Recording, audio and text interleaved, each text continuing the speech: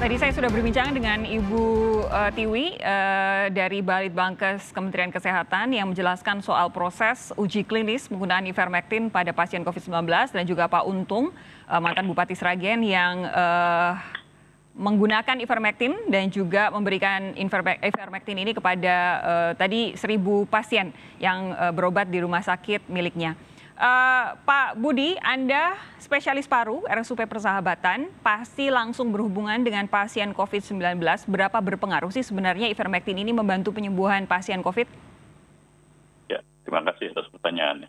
Jadi ivermectin ini sebenarnya kan udah ada dari tahun 1975. Ya. Dan itu memang sebagai obat parasit atau cacing. Nah, pada tahun 90-an atau mungkin mendekati 2000, itu ternyata dari penelitian di culture cell atau di dalam sel, itu diperlihatkan bahwa ivermectin ini bisa menghambat replikasi dari virus COVID. Ya. Dan inilah yang menjadi dasar untuk dicobakan pada pasien-pasien dengan COVID. Oke, ya. Hasilnya sampai sejauh ini apa? Hasilnya sangat beragam. Artinya dari beberapa penelitian, itu hasilnya ada yang pro atau menyatakan ivermectin itu baik untuk mengobati COVID. Tapi ada juga yang beberapa juga mengatakan bahwa ivermectin tidak ada gunanya.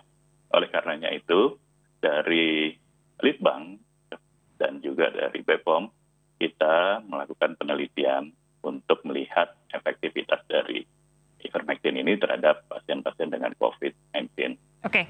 Jadi dasarnya. Oke, jadi RSUP Persahabatan ini kan masuk ke dalam 10 rumah sakit ya, yang ditunjuk untuk uji klinis ini ya Pak ya? Ya.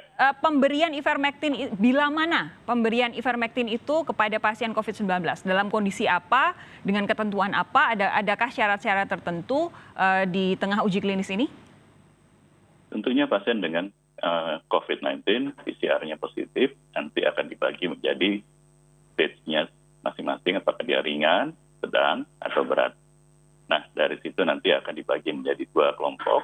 Satu mendapatkan ivermectin ditambah dengan obat standar untuk penata laksanaan COVID. Umpamanya COVID ringan, dia dengan standar untuk yang COVID ringan.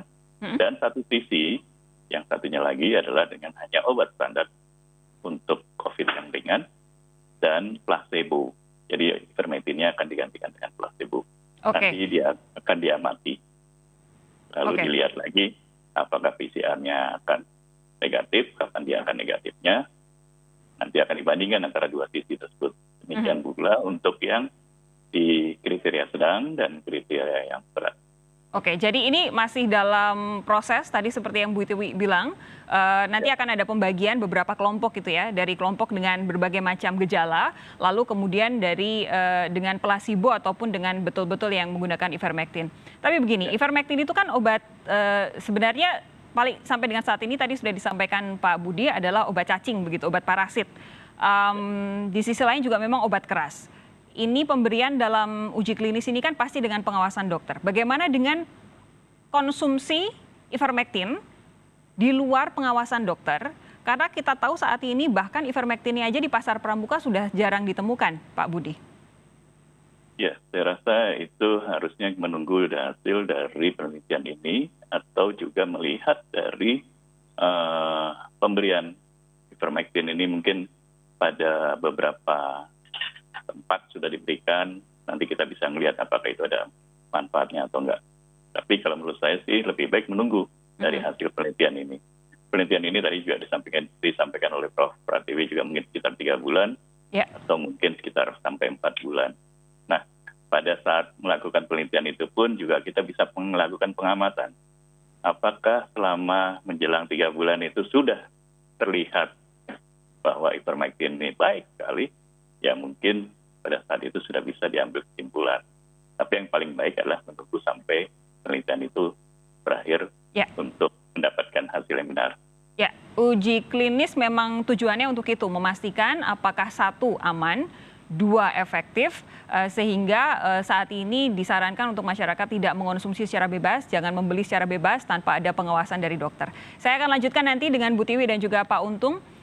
mengenai uji klinis dan penggunaan obat ivermectin ini sesaat lagi. Anda tetap bersama kami di Sapa Indonesia Malam.